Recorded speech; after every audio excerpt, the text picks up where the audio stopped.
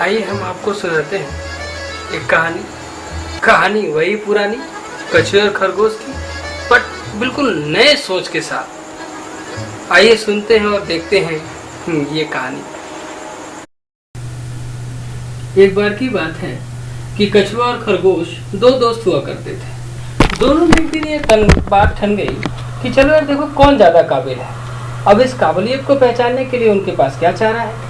फिर उन लोगों ने ये सोचा कि चलो भाई दौड़ लगाते हैं, जो जीत जाता वही काबिल है। उन लोगों ने दौड़ लगानी शुरू की। सूखी जमीन थी। खरगोश ने बहुत तेजी से दौड़ लगाई। जैसे तेजी से दौड़ लगाई काफी दूर जा पहुंचा, और जब हर्ष उसने पलट के देखा तो कछुआ कहीं दिखाई नहीं पड़ा। तो उसने सोचा भाई चलो अभी वो आया नहीं, मैं थोड़ी देर आराम कर लेता हूँ। वहां बैठ के आराम कर लेता है।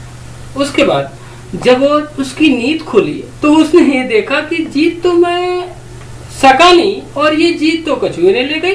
कछुआ जीत चुका था। इसके बाद अब इस कहानी से हम लोग ये कहानी पहले भी सुन चुके हैं, और ये कहानी से हमें क्या शिक्षा मिलती है कि धीरे चाल हो लेकिन कंटिन्यूअसली हो और अपने काम के प्रति सच्ची लगन हो तो जीत तो आपको मिलनी है। लेकिन अब हम नए वर्जन में आते हैं और कहानी हमारी अभी खत्म नहीं हुई। इस बार खरगोश जलजला जाता है, जलाता है और अपनी कमजोरियों को ढूंढता है।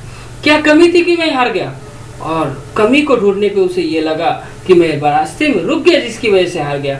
फिर जाता है और कछुए को चैलेंज करता है कि सुनो भाई एक बार और दौड़ लगाते हैं। कछुआ इस बात को मान लेता है और फिर उन दोनों ने दौड़ लगानी शुरू की। कछुआ खरगोश लगातार बहुत तेजी से दौड़ता रहा और दौड़ के अपनी मंजिल पा गया। कछुआ हार गया। अब हमें क्या शिक्षा मिलती है? ये शिक्षा मिली कि अगर आपको सच्ची लगन आ गई, अगर आपके अंदर तेजी है और तेजी को कंटिन्यूअसली बरकरार रखते हैं तो एक स्लो आदमी को, एक स्लो को हराना आसान है, बहुत आसान है। इस बार कछुआ अपने हार पर विचार करता है और वो सोचता है कि क्या कमी रही मेरे अंदर कि मैं हार गया। फिर उसने पाई कि सूखी रेत पे मैं दौड़ नहीं सकता, तो उसने सोचा कि तालाब में आसानी से दौड़ लगा सकता हूँ। वो जाके कछुए से मिलने एक बार और दौड़ लगाते हैं, लेकिन इस बार ये शर्त है कि ट्रैक चेंज होगा। खरगोश आसानी से इस बात को मान लेता है और दोनों ने दौड़ लगानी शुरू की।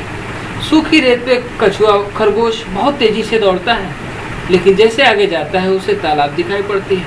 तालाब पे रुक जाता है और रुक के विचार करने लगता है। तब तक कछुआ आता है और आसानी से तालाब में उतर जाता है और तालाब में धीरे धीरे तालाब में पार कर जाता है। उसके बाद वो अपनी मंजिल को पा जाता है।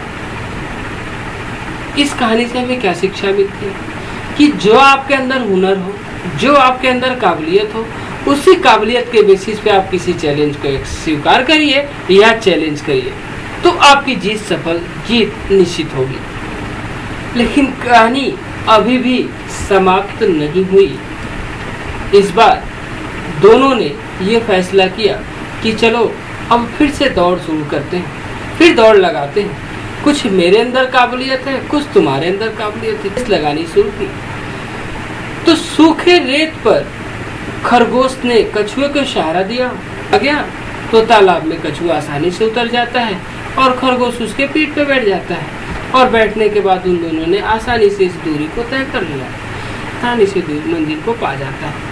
इस कहानी से हमें क्या शिक्षा मिलती है कि अगर किसी काम को टीम वर्क करता है तो किसी के अंदर छुपी कमी को हटा दिया जा सकता है, किसी की काबिलियत को ऑब्जर्व करके अच्छा किया जा सकता है। तो कोई 19 कोई 20 होता है और इसको मर्ज करके एक अच्छा काम किया जा सकता है।